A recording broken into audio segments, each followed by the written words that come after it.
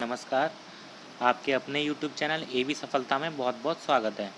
देखिए आज हम लोग साइंस करेंगे और आज हम लोग एक ही बार में साइंस के तीनों फिजिक्स प्लस केमिस्ट्री और बायोलॉजी तीनों एक ही बार में कंप्लीट कर देंगे। ठीक है, तो चलिए शुरू करते हैं बायोलॉजी से। ठीक है, क्योंकि इसका वेटेज सबसे ज़्यादा रहता है और अच्छे खासे क्वेश्चन आपके एग्ज़ाम में पूछे जाते हैं। तो चलिए स्टार्ट करते हैं।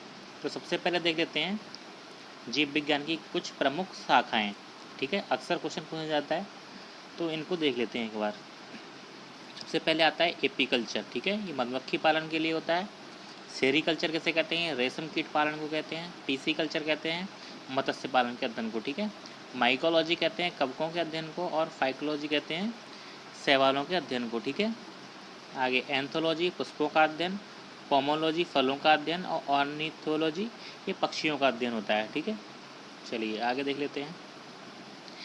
इस्थोलॉजी होता है मछलियों का अध्ययन, एंटोमोलॉजी ये कीटों का अध्ययन, डेंड्रोलॉजी वृक्षों एवं झाड़ियों का अध्ययन।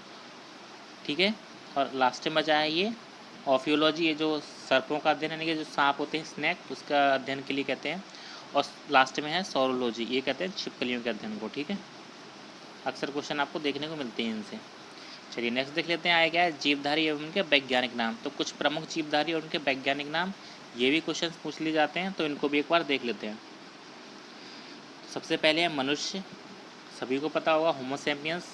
मेढक राना टिग्रीना, बिल्ली फेलिस डोमेस्टिका, कुत्ता कैनिस फैमिलियारिस। ठीक है, गाय बॉस इंडिकस। और आगे देख लेते हैं मक्खी। ठीक है, मक्खी को कहते हैं मुस्का डोमेस्टिका, आम को मैंगीफेरा इंडिका, धान ओरिजा स्टेविया, गेहूँ ट्रिक्टिम एस्टिवम और लास्ट में बचता है मटर, उसको कहते हैं पिजम सेटिवम। ठीक है, चलिए आगे देख लेते हैं। हाँ, और ये दो और बचे नहीं देख लेते हैं। चना, चना को कहते हैं सिसर एरिटिनियम और सरसों इसको कहते हैं ब्रेसिका कैम्पेस्टिरिस। ठीक है, याद रखेंगे। चलिए आगे पढ़ते हैं थोड़ा सा जीव द्रव्य के बारे में। तो जीव की सारी जैविक क्रियाएं इसी के द्वारा होती हैं। देखिए मोस्ट इंपोर्टेंट क्वेश्चन है, आपसे पूछा जाए किसी भी जीव की सारी सारी जैविक क्रियाएं किसके द्वारा होती हैं, तो वो होती हैं आपके जीव द्रव्य के द्वारा। ठीक है, आगे देख लेते हैं इसके बारे में। इसे जीवन का भौतिक आधार कहते हैं। देखिए मोस्ट इंपोर्टेंट है आपके लिए जीव द्रव्य। जीव द्रव्य का 80% भाग जल का बना होता है। जीव द्रव्य में अकार्बनिक एवं कार्बनिक यौगिकों का अनुपात 81:19 होता है। ठीक है, तो इसके सारे पॉइंट देखिए 80% जल होता है, जीवन का भौतिक आधार है और अनुपात 81:19 होता है। तो ये सारे के सारे पॉइंट आपके लिए इम्पोर्टेंट हैं। ठीक है, तो चलिए आगे देख लेते हैं। ठीक है, तो जीव द्रव्य जो होता है दो भागों में होता है, एक कोशिका द्रव्य होता है और एक होता है केंद्रक द्रव्य। ठीक है, तो इनके बारे में थोड़ा सा देख लेते हैं। तो जो कोशिका द्रव्य होता है ये केंद्रक एवं कोशिका झिल्ली के बीच में होता है। ठीक है, और जो केंद्रक द्रव्य होता है ये केंद्र के अंदर होता है, आपको ये भी याद रखना है। चलिए आगे देख लेते हैं। दो नोट पॉइंट हैं, अक्सर पूछे जाते हैं दोनों ही। देखिए मैंने सारे पॉइंट वही ऐड किए हैं जो आपको कहीं ना कहीं पिछले 4-6 सालों के एग्जाम से पूछे गए हैं। कोई भी क्वेश्चन मैंने शायद नहीं छोड़ा है जो आपसे पूछा गया हो और मैंने ऐड ना किया हो। तो अगर ये आप हमारी सीरीज़ देख रहे हैं तो आपको 5 क्वेश्चन जो साइंस से आएंगे आपके पीईटी के एग्ज़ाम में, आपको 5 के 5 क्वेश्चन हमारी इसी वीडियो से मिलेंगे, मात्र एक वीडियो से। ठीक है, तो इस वीडियो को लास्ट तक देखिए और हमारे चैनल को सब्सक्राइब कीजिए और वीडियो अच्छी लगे, हमारा कंटेंट अच्छा लगे तो लास्ट में वीडियो को लाइक भी कीजिए। चलिए आगे देख लेते हैं। तो आरएनए, आरएनए की फुल फॉर्म क्या होती है राइबोन्यूक्लिक एसिड। ठीक है, डीएनए, डीएनए की फुल फॉर्म क्या होती है डीऑक्सी राइबोन्यूक्लिक एसिड। ठीक है, तो आपको दोनों फुल फॉर्म याद रखनी है। चलिए आगे देख लेते हैं कोशिका के बारे में। तो कोशिका जीवन की सबसे छोटी कार्यात्मक एवं संरचनात्मक इकाई है। देखिए आज पूछा जाएगा ये जीवन की सबसे छोटी कार्यात्मक एवं संरचनात्मक इकाई कौन सी है, तो ये होती है कोशिका। ठीक है, सबसे छोटी कोशिका जीवाणु माइकोप्लाज्मा एवं गैलीसेप्टिकमा की है। ठीक है, सबसे लंबी कोशिका तंत्रिका तंत्र की है तथा सबसे बड़ी कोशिका शुतुरमुर्ग के अंडे की होती है।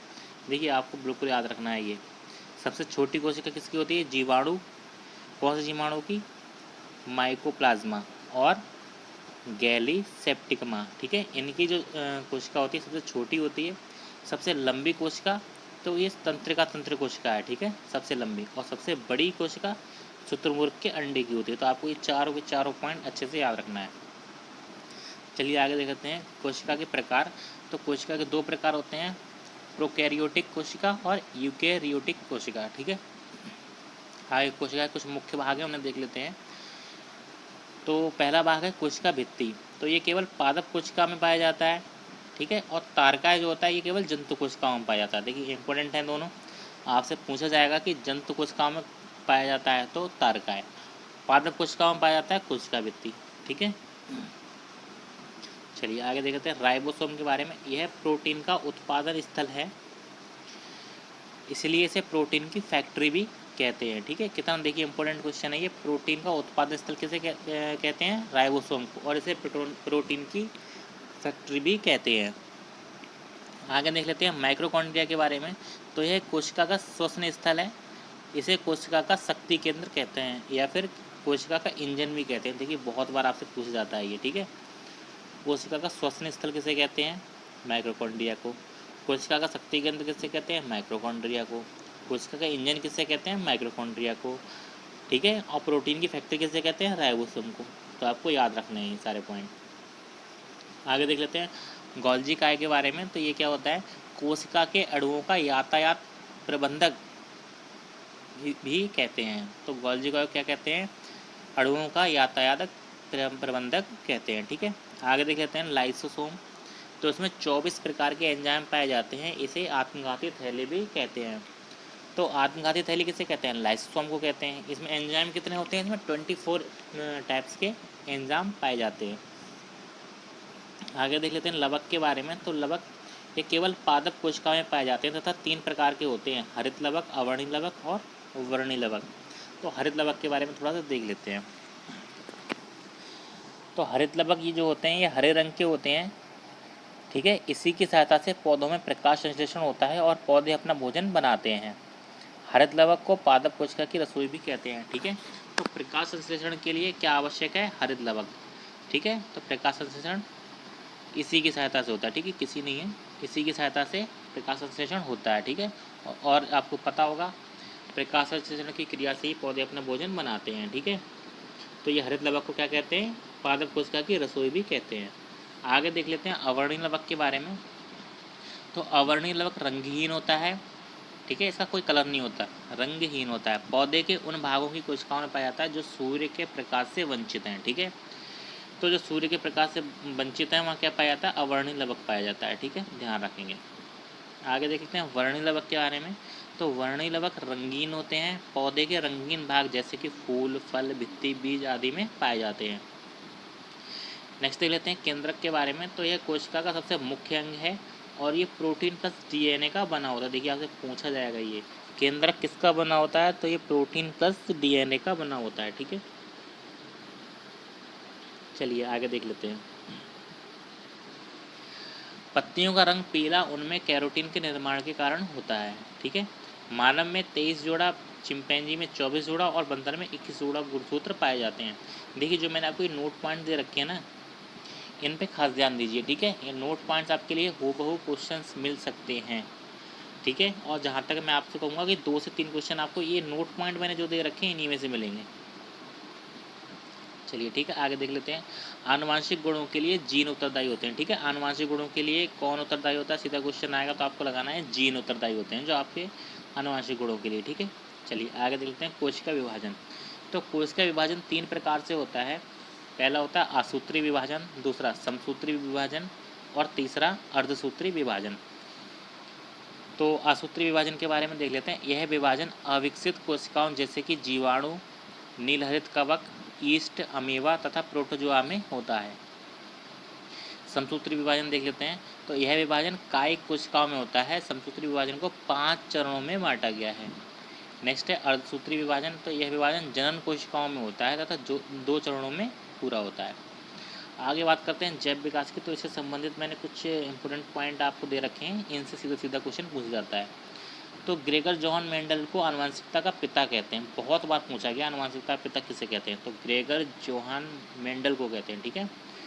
तो आनुवंशिकी संबंधी प्रयोग के लिए मेंडल ने सर्वप्रथम मटर के पौधे का चुनाव किया। बहुत बार पूछा जाता है आनुवंशिकी के प्रयोग के लिए सर्वप्रथम किसका प्रयोग किया गया, तो प्रयोग किया गया था मटर के पौधे का। नेक्स्ट है हमारा गुणसूत्रों में पाया जाने वाला आनुवंशिक पदार्थ जीनोम कहलाता है। ठीक है, सीधा क्वेश्चन आएगा आपसे, हम बता रहे हैं आपको। नेक्स्ट क्वेश्चन है मानव शरीर में 20 आवश्यक एमिनो एसिड पाए जाते हैं। नेक्स्ट है मानव में लगभग 100 अवशेषीय अंग पाए जाते हैं। नेक्स्ट है अंगों के कम या अधिक उपयोग का सिद्धांत लैमार्क ने दिया था।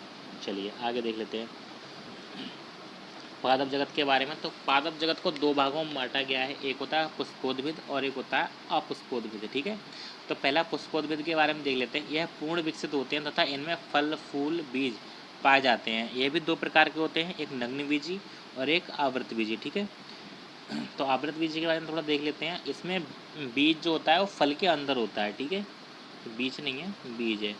तो बीज जो है सही से लिख लेंगे आप। तो बीज जो है फल के अंदर होता है तथा इसके अंतर्गत भी दो तरह के पादप आते हैं, एक बीजपत्री और द्विबीजपत्री। ठीक है, अब अपुष्पोद्भिद के बारे में देख लेते हैं। इसमें पुष्प और बीज नहीं पाए जाते। ठीक है, इसके अंतर्गत क्या क्या आता है, थैलेफाइटा आता है। और थैलेफाइटा में क्या क्या होता है, शैवाल, कवक और जीवाणु। जो शैवाल होते हैं ये आत्मपोषी होते हैं। आत्मपोषी मतलब अपने आप भोजन बनाते हैं, इन्हें किसी दूसरे पर निर्भर रहने की आवश्यकता नहीं है। ठीक है, और आगे ब्रायोफाइटा होता है और एक होता है टेरिडोफाइट। ठीक है, आगे प्रकाश संश्लेषण के बारे में थोड़ा सा देख लेते हैं। कई बार क्वेश्चन आता है प्रकाश संश्लेषण से। तो पौधों में जल प्रकाश परहरित कार्बन डाइऑक्साइड की उपस्थिति में कार्बोहाइड्रेट के निर्माण को प्रकाश संश्लेषण कहते हैं। पहला पॉइंट तो आपका यही इंपॉर्टेंट है। ठीक है, प्रकाश संश्लेषण होता क्या है, तो जल प्रकाश परहरित कार्बन डाइऑक्साइड की उपस्थिति में कार्बोहाइड्रेट के निर्माण जो होता है उसे एक प्रकाश संश्लेषण कहा जाता है। ठीक है, तो प्रकाश संश्लेषण में कौन सी अभिक्रिया होती है, तो होती है 6CO2 + 12H2O = C6H12O6। तो इस अभिक्रिया को एक बार और देख लेते हैं। 6CO2 + 12H2O = C6H12O6 + 6H2O + 6O2।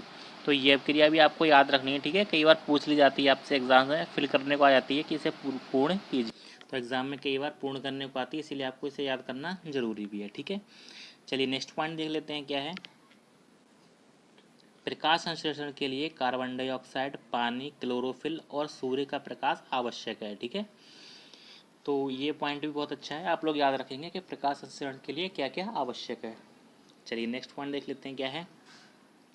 Chlorophyll पत्तियों में हरे रंग का वर्णक होता है, इसके 4 घटक होते हैं। ठीक है, बहुत बार क्वेश्चन पूछा जाता है कि पौधों का रंग हरा किसके कारण होता है, तो ये होता है क्लोरोफिल के कारण। ठीक है, और इसके 4 घटक कौन कौन से होते हैं देख लेते हैं। तो chlorophyll A, chlorophyll B, carotene और जेंथोफिल। ठीक है, तो ये इसके 4 घटक होते हैं। और जो क्लोरोफिल ए और क्लोरोफिल बी होते हैं ये हरे रंग के होते हैं और ऊर्जा का स्थानांतरण करते हैं। ठीक है, यह प्रकाश संश्लेषण का केंद्र होता है। नेक्स्ट पॉइंट देख लेते हैं क्या है। क्लोरोफिल के केंद्र में मैग्नीशियम एक परमाणु होता है। नेक्स्ट पॉइंट देख लेते हैं क्या है। क्लोरोफिल प्रकाश में बैंगनी, नीला, लाल रंग ग्रहण करता है। ठीक है, तो क्लोरोफिल जो है प्रकाश से कौन सा रंग ग्रहण करता है, तो बैंगनी, नीला, लाल, ये तीनों रंग ग्रहण करता है। ठीक है, नेक्स्ट पॉइंट देख लेते हैं क्या है। प्रकाश संश्लेषण की दर लाल रंग के प्रकाश में सबसे अधिक तथा बैंगनी रंग के प्रकाश में सबसे कम होती है। देखिए आपको याद रखना मोस्ट इंपॉर्टेंट पॉइंट है। कई बार पूछा जाता है कि प्रकाश संश्लेषण की दर किस में सबसे अधिक होती है, लाल रंग में, और सबसे कम बैंगनी रंग में। ठीक है, तो आपको ये दोनों पॉइंट भी याद रखने हैं। नेक्स्ट देख लेते हैं क्या है। प्रकाश संश्लेषण की क्रिया में जल का उपचयन ऑक्सीकरण बनने में तथा कार्बन डाइऑक्साइड का अपचयन ग्लूकोज के निर्माण में होता है। तो इसमें देखिए अब उपचयन की क्रिया भी होती है और अपचयन की भी होती है। तो ये प्रकाश संश्लेषण कैसी क्रिया है, यह एक उपचयन अपचयन क्रिया है। ठीक है, ये बहुत बार पूछा गया है कि प्रकाश संश्लेषण कैसी क्रिया है, तो ये एक उपचयन अपचयन अभिक्रिया है। आगे पादप हार्मोन के बारे में देख लेते हैं। पौधों में पाए जाने वाले कुछ प्रमुख हार्मोन। तो सबसे पहले है ऑक्सिन्स। ठीक है, तो इसके बारे में पढ़ लेते हैं। तो जो ऑक्सिन्स होता है ये पौधों की वृद्धि नियंत्रित करने वाला हार्मोन है और फसलों को गिरने से बचाता है। ठीक है, सेकंड देख लेते हैं जिब्रेलिन्स। तो जिब्रेलिन्स क्या होता है, यह बौने पौधों को लंबा कर देता है, ठीक है, लंबाई बढ़ाने का काम आता है पौधों में। यह फूल बनने में भी मदद करता है। नेक्स्ट है एथिलीन। तो एथिलीन के बारे में देख लेते हैं। तो एथिलीन जो होता है भाई एकमात्र हार्मोन है जो गैसीय अवस्था में पाया जाता है, ठीक है। तो इसीलिए ये बात इसको इम्पोर्टेंट बना देती है क्योंकि एकमात्र ऐसा हार्मोन है जो गैसीय अवस्था में होता है। दूसरी इसकी इम्पोर्टेंट बात यह है कि यह फलों को पकाने में मदद करता है, ठीक है, और पुष्पों की संख्या में वृद्धि करता है। और एक बात और बता देता हूँ आपको कि फलों को पकाने में मदद करता है, तो इसके लिए कभी कभी ऐसा जाता है एसिटिलीन नाम लिख के, ठीक है। तो अगर आपको ऑप्शन में एसिटिलीन दिया हो और एथिलीन ना दिया हो तो आपको फलों को पकाने के लिए एसिटिलीन का प्रयोग करना है, ठीक है, मतलब एसिटिलीन पर टिक करना है। अगर आपको दोनों ही ऑप्शन में दिए हो तो आपको हमेशा एथिलीन ही लगाना है। ये कन्फ्यूजन बहुत लोगों को रहता है, तो आप कन्फ्यूजन दूर कर दिया आपका, ठीक है। चलिए आगे देख लेते हैं फ्लोरीजेंस। तो यह पत्ती में बनते हैं किंतु फूल खिलाने में मदद करते हैं, ठीक है। तो ये ऐसे एंजाइम हैं, हार्मोन हैं जो फ्लोरीजेंस जो कि फूल फूल खिलाने में मदद करते हैं और बनते पत्ती में हैं, इसलिए इसे फूल खिलाने वाला हार्मोन भी कहते हैं। नेक्स्ट देख लेते हैं ट्राउमेटिन। तो ट्राउमेटिन जो है इसका निर्माण घायल कोशिका में होता है जिससे पौधे के जख्म भर जाते हैं। कुछ इंपॉर्टेंट नोट देख लेते हैं। जड़ें जो होती हैं वो दो प्रकार की होती हैं, एक मूसला और दूसरी अपस्थानिक, ठीक है। तो जड़ें दो प्रकार की होती हैं, मूसला और अपस्थानिक, आपको याद रखना है। नेक्स्ट पॉइंट देख लेते हैं क्या है। प्रकाश संश्लेषण में भोजन पत्तियों द्वारा बनाया जाता है। बहुत बार पूछा गया है कि प्रकाश संश्लेषण में भोजन किसके द्वारा बनाया जाता है, तो ये पौधे की पत्तियों द्वारा बनाया जाता है। नेक्स्ट देख लेते हैं क्या है। पुष्प पौधों के जनन अंग होते हैं। नेक्स्ट है समान उत्पत्ति संरचना एवं कार्यों वाली कोशिकाओं के समूह को ऊतक कहते हैं। नेक्स्ट है फ्लोएम एक संवहन ऊतक है। इसका मुख्य कार्य पत्तियों द्वारा बनाए गए भोजन को पौधे के अन्य भागों तक पहुंचाना है। नेक्स्ट पॉइंट है जड़ तना पत्ती पुष्प फल आदि के रूप में तथा गुणों का अध्ययन अकार्यकी कहलाता है। नेक्स्ट देख लेते हैं पारिस्थितिकी तंत्र, ठीक है। तो सर्वाधिक स्थायी पारिस्थितिकी तंत्र महासागर, देखिए बहुत बार क्वेश्चन आया है ये। सर्वाधिक स्थायी पारिस्थितिकी तंत्र कौन सा है, महासागर, ठीक है। पारिस्थितिकी तंत्र को दो घटकों में बांटा गया है, ठीक है। तो पारिस्थितिकी तंत्र को दो घटकों में बांटा गया है, तो देख लेते हैं। पहला है जैविक घटक और दूसरा है अजैविक घटक, ठीक है। तो जैविक घटक क्या है, इसे तीन भागों में विभाजित किया जाता है, उत्पादक, उपभोक्ता और अपघटक। तो उत्पादक क्या होते हैं, वे घटक जो अपना भोजन स्वयं बनाते हैं, ठीक है, जैसे हरे पौधे, ये उत्पादक कहलाते हैं। उपभोक्ता क्या होता है, उपभोक्ताओं को तीन भागों में विभाजित किया जाता है, प्राथमिक, द्वितीयक और तृतीयक उपभोक्ता, ठीक है। तो जो प्राथमिक उपभोक्ता होते हैं वे ऐसे उपभोक्ता होते हैं जो मतलब हरे हरे पौधों को अपना भोजन बनाते हैं, जैसे गाय भैंस बकरी, ये प्राथमिक उपभोक्ता कहलाते हैं। और इसके बाद द्वितीयक उपभोक्ता ऐसे जीव जो प्राथमिक उपभोक्ता को अपना भोजन बनाते हैं, ठीक है, अर्थात जो मांसाहारी होते हैं, गाय भैंस बकरी आदि को खाते हैं, वो द्वितीय उपभोक्ता कहलाते हैं। तीसरा देख लेते हैं तृतीय उपभोक्ता क्या होते हैं। वे होते हैं जो द्वितीय उपभोक्ताओं को अपना भोजन बनाते हैं, ठीक है, जैसे शेर बाघ चीता आदि। नेक्स्ट देख लेते हैं अपघटक। तो अपघटक क्या होता है, कवक एवं जीवाणु। आगे देख लेते हैं अजैविक घटक के बारे में। तो अजैविक घटक के अंतर्गत कार्बनिक पदार्थ, अकार्बनिक पदार्थ तथा जलवायु कारक आते हैं, ठीक है। तो ये आते हैं जैसे जलवायु, प्रकाश, ताप, मृदा आदि, ये सब कैसे होते हैं, ये अकार्बनिक अजैविक घटक होते हैं, ठीक है। आगे देख लेते हैं पारिस्थितिकी नोट पॉइंट हैं कुछ, और ये मतलब प्रीवियस ईयर से लिए गए हैं कई एग्ज़ाम से, तो ये बहुत ज़्यादा इंपॉर्टेंट रहने वाले हैं, तो इन्हें भी देख लेंगे, ठीक है। पारिस्थितिकी विज्ञान केंद्र बेंगलुरु में है। सेकंड नंबर केंद्रीय प्रदूषण नियंत्रण बोर्ड नई दिल्ली में से, ठीक है। ये केंद्र और प्रदूषण वगैरह ये पूछ लिए जाते हैं, ठीक है, तो इनके मैंने आपको नोट करा दिए इसीलिए। तीसरा है राष्ट्रीय विज्ञान औद्योगिक संस्थान फरीदाबाद में स्थित है। चलिए आगे देख लेते हैं। भारतीय प्राणी विज्ञान सर्वेक्षण कोलकाता में है। नेक्स्ट है भोपाल की यूनियन कार्बाइड फैक्ट्री जो उर्वरक बनाती थी। देखिए ये क्वेश्चन बहुत इंपॉर्टेंट, ठीक है, कई बार एग्जाम में पूछा जाता है। जो भोपाल गैस त्रासदी हुई थी वो यूनियन कार्बाइड की फैक्ट्री में हुई थी जो उर्वरक बनाती थी, ठीक है। और ये किस वजह से हुई थी कि वहाँ पर मिथाइल आइसोसाइनाइड के रिसाव के कारण हुई थी, ठीक है। तो कभी कभी एग्जाम में बस इतना ही पूछा जाता है कि जो भोपाल गैस त्रासदी हुई थी वो किसके कारण हुई थी, तो वो मिथाइल आइसोसाइनाइड के रिसाव के कारण हुई थी, ठीक है। इसमें कई लोगों की मौत हो गई थी। चलिए नेक्स्ट पॉइंट देख लेते हैं क्या है। पृथ्वी पर उपलब्ध जल की मात्रा का केवल 2.5 से 3% यानी कि 3% ही शुद्ध है। नेक्स्ट पॉइंट है पारा युक्त जल पीने से मीन माता रोग हो जाता है। देखिए ये पॉइंट बहुत इंपॉर्टेंट है, बहुत बार पूछा जाता है मीन माता रोग किसके कारण होता है, तो ये पारा के कारण होता है। अगर आप पारा युक्त जल पी लेते हैं तो आपको मीन माता रोग हो जाता है, ठीक है। नेक्स्ट पॉइंट देखते हैं क्या है। नदियों में जल प्रदूषण की माप ऑक्सीजन की घुली हुई मात्रा से करते हैं।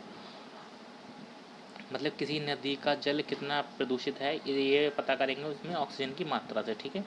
ऑक्सीजन की मात्रा नापने से पता चल जाता है कि जल कितना प्रदूषित है और कितना शुद्ध है। आगे देख लेते हैं।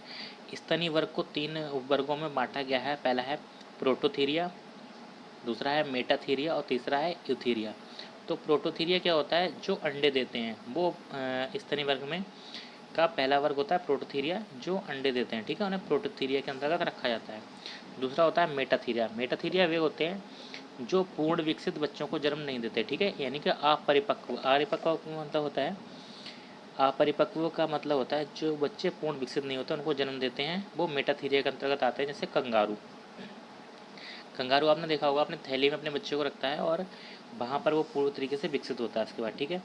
लास्ट है यूथीरिया। तो यूथीरिया क्या होता है, ऐसे लोगों को इसमें रखा जाता है जो पूर्ण विकसित बच्चों को जन्म देते हैं, जैसे कि मनुष्य, ठीक है। तो मनुष्य को यूथीरिया के अंतर्गत रखा जाता है। नेक्स्ट पॉइंट देख लेते हैं क्या है। स्तनधारियों में सबसे अधिक तापमान बकरी का होता है, ठीक है। नेक्स्ट है कॉकरोच के हृदय में 13 कक्ष होते हैं। नेक्स्ट पॉइंट है केंचुए में 4 जोड़ी हृदय होते हैं। और उसके बाद नेक्स्ट पॉइंट देख लेते हैं क्या है। मानव शरीर में 639 मांसपेशियाँ पाई जाती हैं। नेक्स्ट पॉइंट है सबसे बड़ी मांसपेशी ग्लूटियस मैक्सिमस है जो कूल्हे की होती है, और सबसे छोटी मांसपेशी स्टेपिडियस है, ठीक है। चलिए आगे देख लेते हैं मानव रक्त के बारे में। तो पहला पॉइंट है रक्त एक तरल संयोजी ऊतक है, ठीक है, कई बार आता है रक्त क्या है, तो आपको लगाना है रक्त एक तरल संयोजी ऊतक है। नेक्स्ट पॉइंट है मानव शरीर में रक्त की मात्रा शरीर के भार का लगभग 7% होती है, ठीक है। और ये भी क्वेश्चन कई बार पूछा जाता है कि रक्त कैसा विलयन है, तो रक्त एक क्षारीय विलयन है और एक वयस्क मनुष्य में औसतन 5 से 6 लीटर रक्त होता है, ठीक है। नेक्स्ट पॉइंट देख लेते क्या है। हर प्रकार के रक्त में 2 पदार्थ होते हैं, एक होता है प्लाज्मा, ठीक है, दूसरा होता है रुधिराणु। तो जो प्लाज्मा होता है वो लगभग 60% होता है और जो रुधिराणु होते हैं वो लगभग 40% होते हैं, ठीक है। तो प्लाज्मा के बारे में देख लेते हैं। तो प्लाज्मा का कार्य पचे हुए भोजन एवं हार्मोन का शरीर में संवहन करना प्लाज्मा का कार्य होता है, ठीक है। तो प्लाज्मा का कार्य क्या क्या होता है, पचे हुए भोजन एवं हार्मोन को शरीर में संवहन करना। नेक्स्ट देख लेते हैं क्या है। जब प्लाज्मा में से फाइब्रिनोजेन नामक प्रोटीन निकाल लिया जाता है तो शेष प्लाज्मा को सेरम कहते हैं, ठीक है। तो क्वेश्चन इंपॉर्टेंट है ये भी कि प्लाज्मा में से फाइब्रिनोजेन को निकाल दिया जाता है जब, तो शेष पदार्थ क्या कहलाता है, तो शेष पदार्थ सेरम कहलाता है। नेक्स्ट पॉइंट क्या है। रुधिराणु में आरबीसी यानी कि लाल रक्त कणिकाएं, डब्ल्यूबीसी श्वेत रक्त कणिकाएं एवं प्लेटलेट्स विमाणु पाए जाते हैं, ठीक है। तो जो रुधिराणु होता है उनमें क्या क्या होता है, आरबीसी, डब्ल्यूबीसी और प्लेटलेट्स पाए जाते हैं। तो आइए आरबीसीज के बारे में देख लेते हैं। तो आरबीसीज का निर्माण अस्थि मज्जा में होता है और इनका औसत जीवन जो होता है 20 से 120 दिन तक होता है, ठीक है। आरबीसीज की कब्र यकृत या प्लीहा को कहा जाता है। देखिए आरबीसीज की मृत्यु यकृत में होती है, इसीलिए इसे आरबीसीज की कब्र कहा जाता है, ठीक है। स्तनधारियों में आरबीसीज उभयावतल होते हैं और आरबीसीज में केंद्रक नहीं होता। देखिए मोस्ट इंपॉर्टेंट पॉइंट है, आरबीसीज में क्या है, केंद्रक नहीं होता है, किंतु ऊंट एवं लामा के आरबीसीज में केंद्रक होता है। देखिए आपको ये भी ध्यान रखना है, ठीक है। नेक्स्ट पॉइंट है आरबीसीज में हीमोग्लोबिन होता है जिसके कारण इसका रंग लाल होता है। बहुत बार क्वेश्चन आता है कि रक्त का रंग जो होता है वो लाल किस वजह से होता है, तो रक्त का जो लाल रंग होता है वो हीमोग्लोबिन की वजह से होता है, ठीक है। चलिए नेक्स्ट पॉइंट देख लेते हैं क्या है। हीमोग्लोबिन में पाया जाने वाला लौह यौगिक हीमेटिन कहलाता है, ठीक है। नेक्स्ट पॉइंट देख लेते हैं क्या है। आरबीसीज का कार्य कोशिकाओं तक ऑक्सीजन पहुंचाना एवं कार्बन डाइऑक्साइड को वापस लाना। देखिए मोस्ट इंपॉर्टेंट पॉइंट है ये। आरबीसीज का कार्य क्या होता है, कोशिकाओं तक ऑक्सीजन पहुंचाना एवं कार्बन डाइऑक्साइड को वापस लाना। नेक्स्ट पॉइंट है सोते वक्त 5% आरबीसीज कम हो जाते हैं एवं 4200 मीटर की ऊंचाई पर 30% बढ़ जाते हैं, ठीक है। नेक्स्ट है थैलेसीमिया रोग में आरबीसीज नहीं बनते। नेक्स्ट पॉइंट है WBC के बारे में। तो WBC यानी कि श्वेत रक्त कणिकाएँ जो होती हैं वो आकार एवं रचना में अमीबा के समान होती हैं और इसमें केंद्रक होता है। ठीक है, WBC का निर्माण अस्थि मज्जा, कभी कभी यकृत एवं प्लीहा में होता है। ठीक है, श्वेत रक्त कणिकाओं यानी कि WBC का जीवन काल जो होता है वो 2 से 4 दिन का होता है और इनकी मृत्यु रक्त में ही हो जाती है। श्वेत रक्त कणिकाओं का मुख्य कार्य रोगों के संक्रमण से बचाना है। ठीक है, WBC का लगभग 60% से 70% भाग न्यूट्रोफिल्स कणिकाओं का बना होता है। नेक्स्ट पॉइंट है रक्त बिम्बाणु प्लेटलेट्स जो होते हैं वह केवल मनुष्य एवं अन्य स्तनधारियों में पाया जाता है। प्लेटलेट्स में केंद्रक नहीं होता तथा इसका निर्माण अस्थि मज्जा में होता है तथा इसकी मृत्यु प्लीहा में होती है। ठीक है, और इनका जीवन काल 3 से 5 दिन का होता है। रक्त बिम्बाणु का मुख्य कार्य रक्त का थक्का बनाना है। कुछ नोट पॉइंट देख लेते हैं क्या है। विटामिन के रक्त का थक्का बनाने में सहायक होती है। ठीक है, बहुत बार आया है रक्त का थक्का बनाने में कौन सी प्रोटीन सहायक होती है, तो विटामिन के। नेक्स्ट पॉइंट देख लेते हैं क्या है। फाइब्रिनोजन प्रोटीन है ये भी रक्त का थक्का बनाने में मदद करता है। ठीक है, चलिए आगे देख लेते हैं मनुष्य के रक्त के बारे में। तो अगर किसी का ब्लड ग्रुप ए है तो उसमें एंटीजन भी ए होगा पर एंटीबॉडी बी होगा। ठीक है, अगर किसी का ब्लड ग्रुप बी है तो उसमें एंटीजन बी और एंटीबॉडी ए होगा। देखिए जो उसका ब्लड ग्रुप होता है वही उसमें एंटीजन पाया जाता है लेकिन एंटीबॉडी उसका जस्ट अपोजिट होता है। ठीक है, आगे बात करें ए बी की। अगर किसी का ब्लड ग्रुप ए बी है तो उसमें एंटीजन दोनों पाए जाते हैं और एंटीबॉडी कोई भी नहीं पाया जाता है। ठीक है, आगे देख लेते हैं। तो अगर किसी का ब्लड ग्रुप ओ है तो उसमें एंटीजन कोई नहीं होगा और एंटीबॉडी दोनों होंगे। और अगला नेक्स्ट पॉइंट देख लेते हैं पाचन तंत्र। तो अब पाचन तंत्र के बारे में बात करेंगे हम लोग। तो पाचन तंत्र के बारे में थोड़ा सा देख लेते हैं क्या है।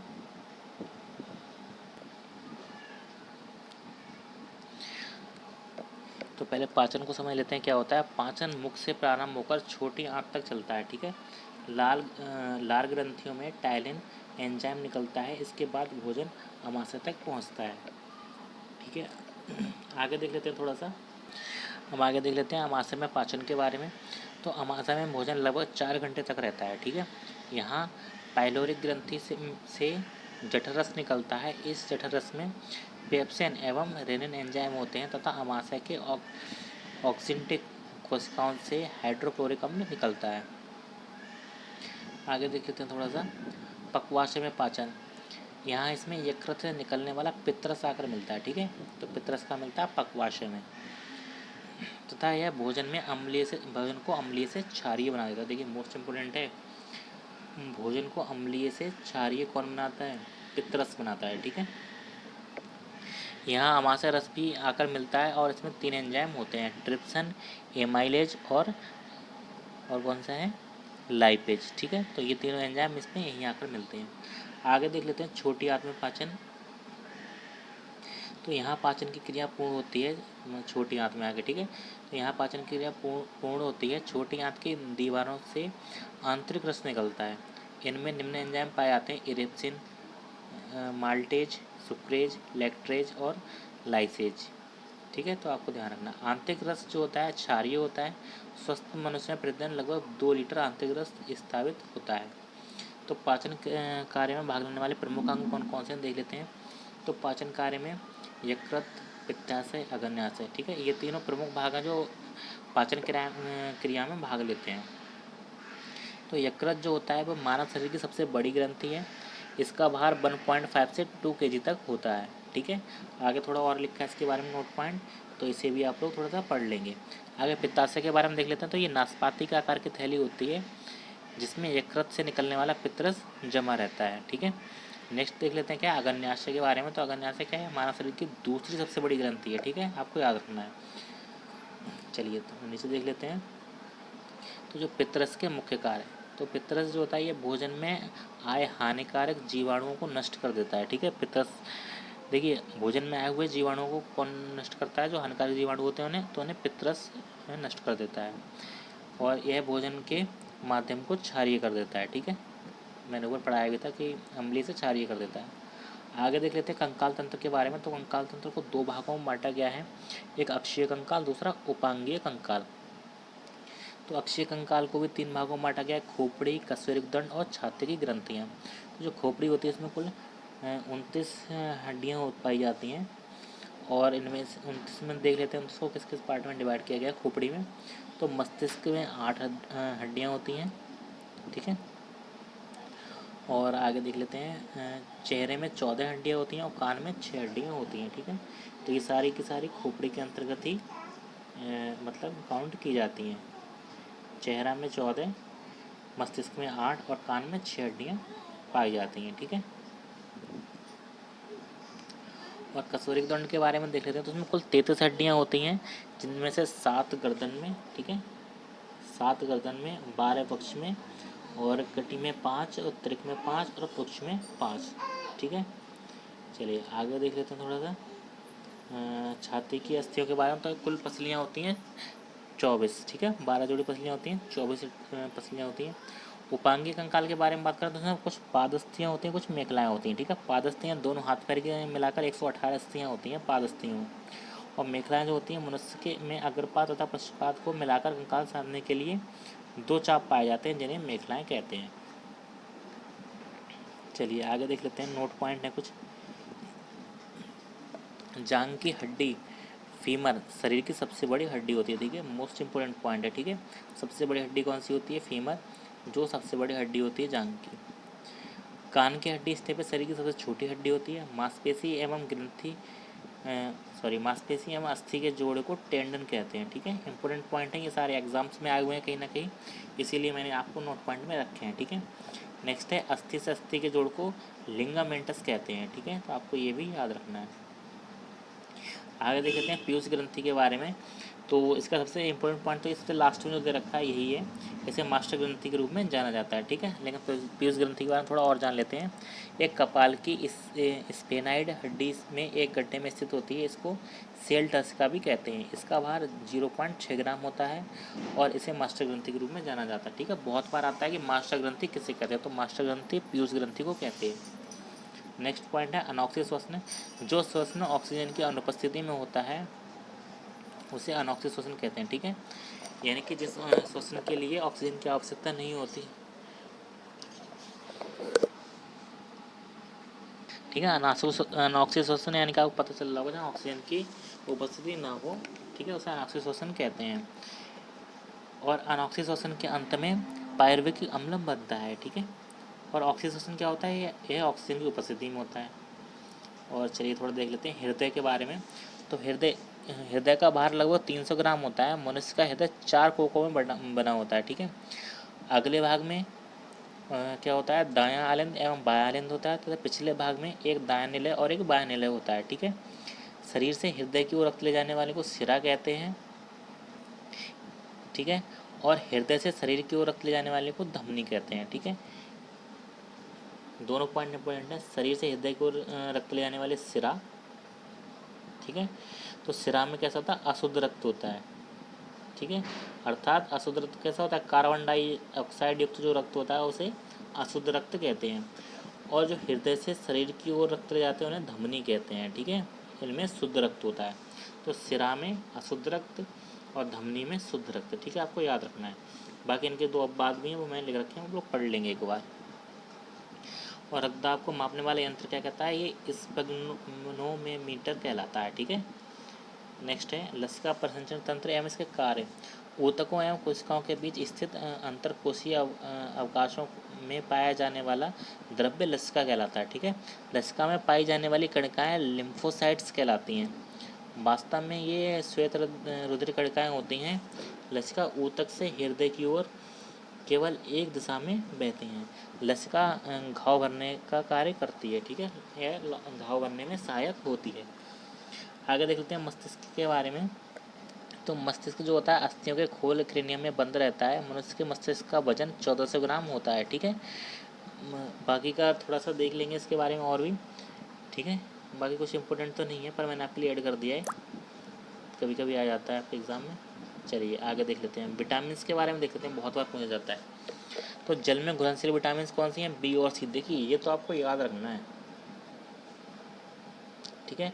आपको ये पॉइंट तो बिल्कुल याद रखने हैं, बिल्कुल अच्छे तरीके से, बिल्कुल अच्छे तरीके से आपको पॉइंट याद रखने हैं। जल में घुलनशील विटामिन कौन सी है? बी और सी, ठीक है, बहुत बार एग्जाम में आता है। और वसा में घुलनशील विटामिन कौन सी है? तो ए, डी, ई और के। ये वसा में घुलनशील विटामिन हैं। विटामिन ए की बात करें तो इसका रासायनिक नाम रेटिनॉल होता है, और बी की बात करें तो इसका रासायनिक नाम थायमीन होता है। सी का रासायनिक नाम एस्कॉर्बिक एसिड होता है, और डी का कैल्सीफेरॉल होता है, और ई का टोकोफेरॉल, और के का होता है फ्लोक्विनोन। ठीक है, तो आप लोग याद रखेंगे। शरीर में सबसे दृढ़ तत्व दांतों का एनामेल होता है। ठीक है, ये कैल्शियम फास्फेट का बना होता है। और सबसे बड़ा जीवित सरीसृप कौन सा है? टर्टल समुद्री। ठीक है, देखिए सबसे बड़ा जीवित सरीसृप कौन सा होता है? ये समुद्री कछुआ होता है। ठीक है, तो टर्टल लिखा है इसमें, इंग्लिश में लिख दिया थोड़ा सा। आगे देख लेते हैं B2 और B6 और B12, इनके भी रासायनिक नाम दे रखे हैं, आप लोग इन्हें भी देख लेंगे। ठीक है, तो B2 का नाम क्या होता है? B2 का नाम होता है B2 का रासायनिक नाम होता है रिबोफ्लेविन। ठीक है, और B6 का पायरिडॉक्सिन, और B12 का साइनोकोबालामिन। ठीक है, तो इनके भी रासायनिक नाम देख लेंगे आप लोग। आगे देख लेते हैं, कुछ नोट पॉइंट भी दे रखे हैं। निमोनिया रोग फेफड़ों को प्रभावित करता है। ठीक है, नेक्स्ट क्वेश्चन है, फलों को कृत्रिम ढंग से पकाने के लिए एथिलीन एसिटिलीन का प्रयोग किया जाता है। देखिए मैंने आपको पीछे बताया भी था इसके बारे में। तीसरा पॉइंट है, कार्बन मोनोऑक्साइड रक्त के हीमोग्लोबिन के साथ अनुत्क्रमणीय संश्लिष्ट बनाता है। नेक्स्ट पॉइंट है, अग्न्याशय को पाचन रस के उत्पादन के लिए उत्तेजित करने वाला हार्मोन सिक्रेटिन है। नेक्स्ट पॉइंट देख लेते हैं क्या है, एंजाइम मूलतः प्रोटीन होते हैं। ठीक है, एंजाइम क्या होते हैं? प्रोटीन होते हैं। धातुओं के टुकड़ों को टाँका लगाने वाला मिश्रण किसका होता है? तो होता है टिन और सीसा का मिश्रण होता है। ठीक है, हीरा सामूहिक आंतरिक परावर्तन के कारण चमकदार दिखाई देता है। नेक्स्ट है, पारिस्थितिकी के जनक एर्नस्ट हैकेल हैं। ठीक है, बहुत बार आया ही क्वेश्चन, पारिस्थितिकी के जनक कौन है? तो एर्नेस्ट हैकेल हैं। नेक्स्ट पॉइंट देख लेते हैं क्या है, जब रक्त में ऑक्सीजन की सांद्रता में कमी आ जाती है तो श्वास की गति बढ़ जाती है। ठीक है, जब क्या होगा, रक्त में ऑक्सीजन की सांद्रता में कमी आएगी तो सांस की गति बढ़ जाती है, सांस जल्दी जल्दी आने लगती है। ठीक है, नेक्स्ट है, पारिस्थितिकी तंत्र में उच्चतम पोषण स्तर प्राप्त होता है किसको? सर्वहारी को। नेक्स्ट है, घड़े में पानी ठंडा रहने का कारण क्या है? तो वाष्पीकरण। ठीक है, वाष्पीकरण होता है। और नेक्स्ट पॉइंट है, प्रोटीन की कमी के कारण कौन सा रोग होता है? तो ये होता है मैरास्मय। ठीक है, तो प्रोटीन का कमी के कारण कौन सा रोग होता है? ये होता है मैरास्मस। ठीक है, नेक्स्ट है, दंत चिकित्सक द्वारा प्रयुक्त दर्पण कौन सा होता है? अवतल दर्पण होता है। व्यक्ति का पूरा प्रतिबिंब देखने के लिए व्यक्ति की ऊंचाई के आधा से अधिक होने चाहिए आपके प्रतिबिंब की लंबाई। CNG का पूरा नाम क्या है? कंप्रेस्ड नेचुरल गैस, बहुत बार पूछा गया है। ठीक है, तो ये भी आप लोग याद रखेंगे। नेक्स्ट पॉइंट है, कार में प्रयुक्त होने वाला दर्पण उत्तल दर्पण होता है। प्याज छीलने पर आंसू सल्फेनिक अम्ल के कारण आते हैं। ठीक है, नेक्स्ट है, प्रेशर कुकर में कम समय में भोजन जो है वो जल के क्वथनांक बढ़ने के कारण पक जाता है। ठीक है, नेक्स्ट है, ब्लड प्रूफ खिड़की बनाने के लिए प्रयुक्त पॉलीकार्बोनेट होता है। गोबर गैस का आविष्कार CV देसाई ने किया था। अर्धचालक जर्मेनियम है। गुर्दे की पथरी कैल्शियम ऑक्जेलेट से बनती है। अदरक एक तना है। जिस रूप में पौधे नाइट्रोजन प्राप्त करते हैं उसे नाइट्रेट कहते हैं। ठीक है, जल को जीवाणु मुक्त बनाने में प्रयोग होता है ओजोन का, क्लोरीन डाइऑक्साइड का। ठीक है, नेक्स्ट क्या है, रक्त कैंसर के उपचार में प्रयोग होता है फास्फोरस 32। नेक्स्ट है, सुई चुभाने पर कौन सा अंग दर्द महसूस नहीं करेगा? तो मस्तिष्क। ठीक है, तो सुई अगर चुभाते हैं तो मस्तिष्क जो है हमारा दर्द महसूस नहीं करेगा। नेक्स्ट है, यूरिया एक नाइट्रोजन युक्त पदार्थ है। नेक्स्ट है, LPG सिलेंडर के रिसाव में से उत्पन्न दुर्गंध इथाइल मरकैप्टन के कारण होती है। ठीक है, जो बदबू सुनाई देती है, अपन देखा होगा अगर गैस कहीं लीक हो रही हो तो वो किसके कारण होती है? इथाइल मरकैप्टन के कारण होती है। ठीक है, तो ये आपका बायोलॉजी का पूरा पार्ट कंप्लीट हो गया। ठीक है, आगे हम लोग फिजिक्स और केमिस्ट्री, इसकी क्लास आपको कुछ ही देर में मिल जाएगी। ठीक है, तो जल्दी ये क्लास आपको मिलेगी। और एक साथ बड़ी क्लास इसलिए नहीं कर रहा हूँ कि कुछ लोगों को बहुत बड़ी क्लास लगने लगेगी ये, तो फिजिक्स और केमिस्ट्री का एक साथ करा दूंगा इसके बाद। ठीक है, नेक्स्ट क्लास में। तो अगर आपको वीडियो अच्छी लगी हो तो चैनल को सब्सक्राइब कीजिए, वीडियो को लाइक कीजिए। Thank you.